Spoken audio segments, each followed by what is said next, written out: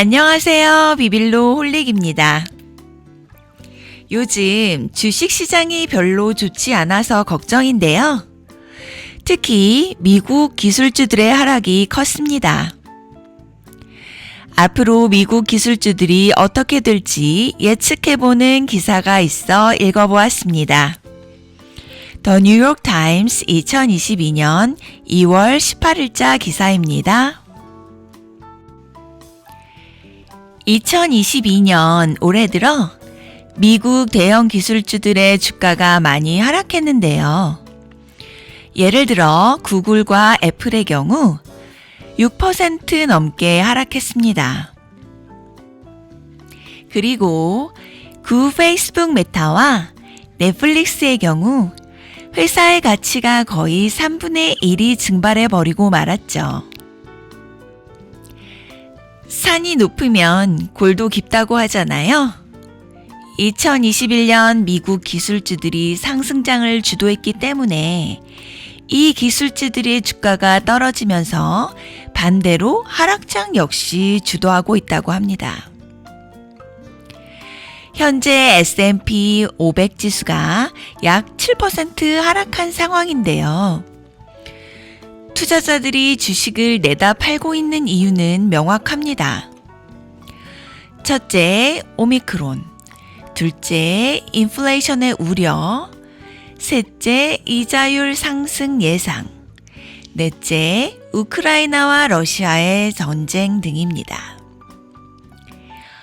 이런 이유들로 인해 대기업들이 어려움을 겪을 것은 당연하지만 필자는 앞으로 기술 분야 기업들은 크게 어려움을 겪을 것 같지는 않다고 합니다.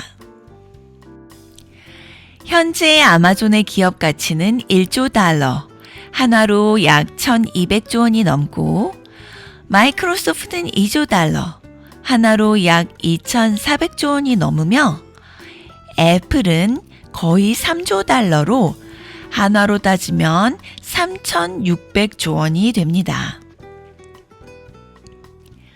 미국 대형 기술주들의 대표라고 할 수 있는 아마존, 애플, 구글은 1,000조 원 단위의 기업들인데요.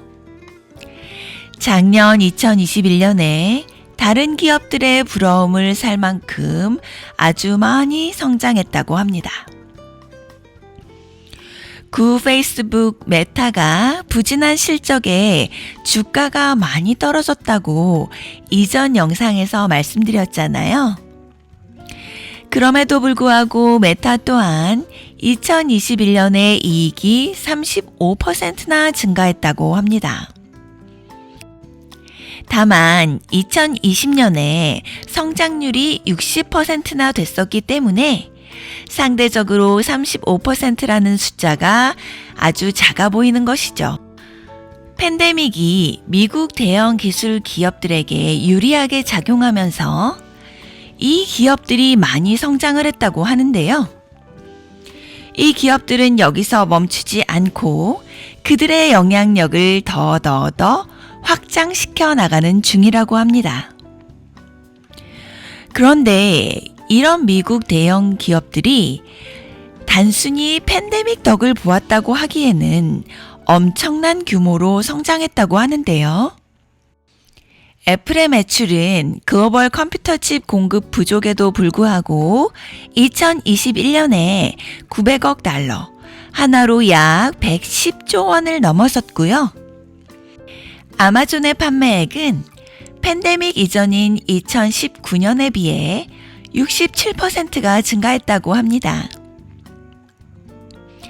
2021년 구글의 매출 역시 2019년에 비해 60%가 증가했고요. 이 수치들은 정말 어마어마한데요. 2018년 애플은 시장 가치가 1조 달러, 한화로 약 1,200조 원으로 평가된 최초의 미국 기업이 되었습니다. 이렇게 규모가 엄청나게 큰 회사는 이론상 빠른 성장이 어렵다고 하는데요. 이것을 Law of Large Numbers, 즉 큰 수의 법칙이라고 합니다. 몇 년 동안 전문가들은 대형 기술 기업들이 큰 수의 법칙의 벽에 부딪힐 것이다 라고 예언해왔대요. 하지만 아마존, 구글, 애플 등은 이 법칙을 계속 깨왔죠.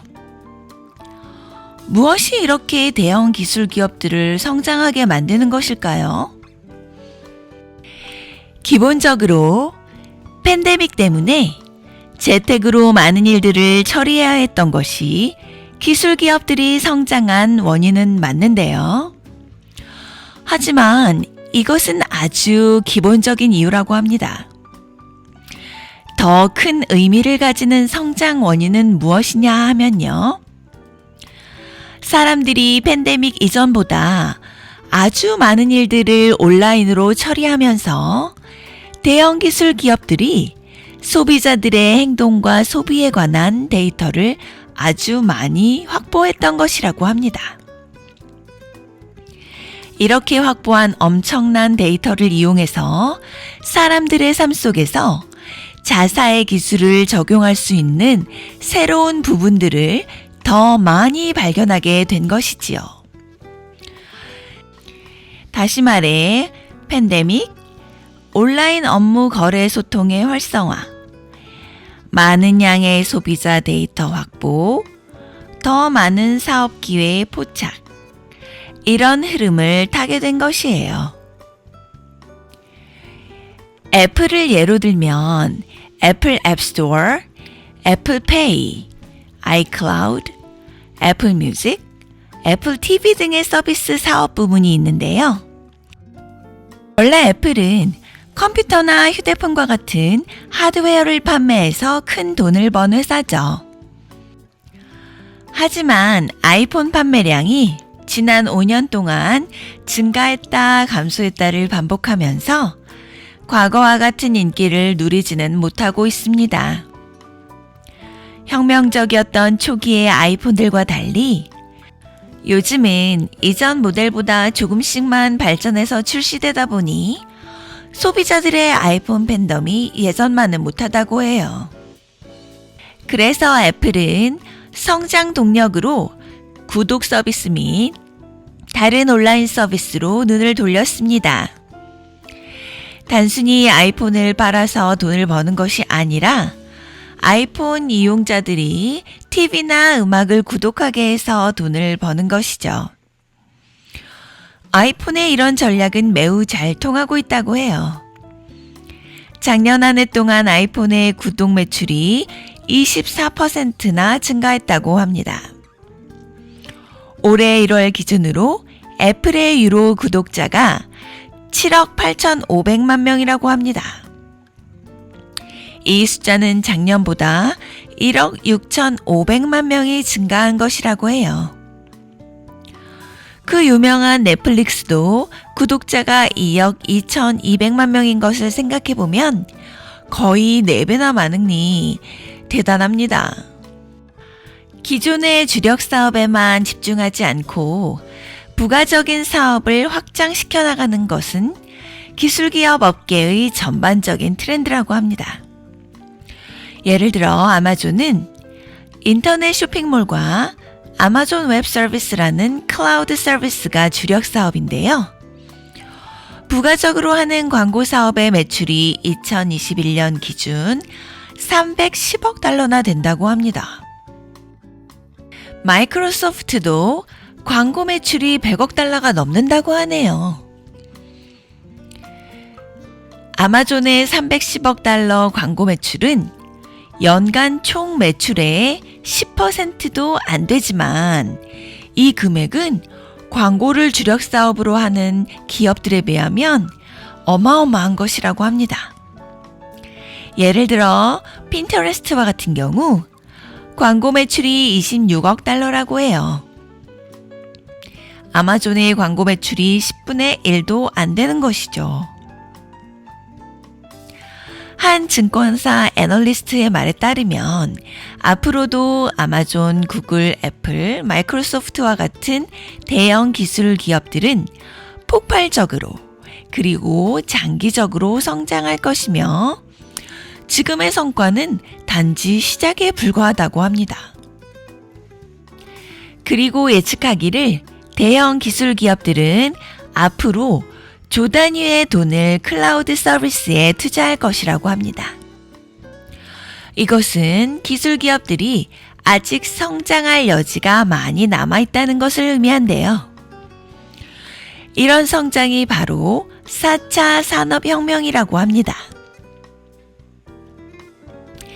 대형 기술 기업들의 밝은 미래가 예상되기는 하지만 이 기업들도 극복해야 할 어려움들이 있습니다. 바로 반독점 규제인데요. 오랫동안 입법자들과 규제 당국은 기술 기업의 막대한 시장 영향력에 대해 경고를 해왔습니다. 어디서든 힘이 너무 소수에게 집중되는 것은 위험한 일이니까요. 이런 어려움에도 불구하고 필자는 몇 년 후면 대형 기술 기업들은 지금 우리가 예상한 것보다 훨씬 더 거대해져 있을 것이다 라며 글이 끝납니다. 구글이 처음 나왔을 때 화면에 아무것도 없고 검색창 하나만 있어서 약간 비웃는 사람들도 있었는데요. 그때를 생각하면 지금의 구글, 지금 같은 대기업이 될 거라고 생각한 사람들은 어떤 사람들일까요? 미래를 예측할 수 있는 해안을 가져보고 싶네요. 소중한 시간 함께 해주셔서 감사합니다. 구독과 좋아요, 선한 댓글은 저에게 큰 힘이 됩니다. 이상 비빌로 홀릭이었습니다.